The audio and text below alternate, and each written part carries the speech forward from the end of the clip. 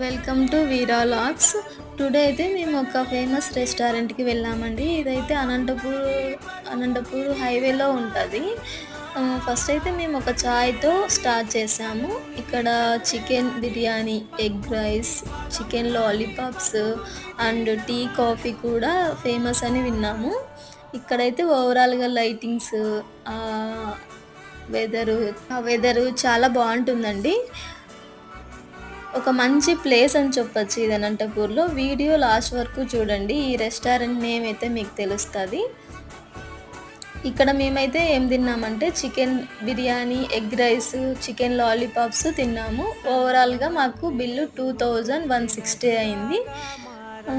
అంతే ఈ video. Bye. Bye.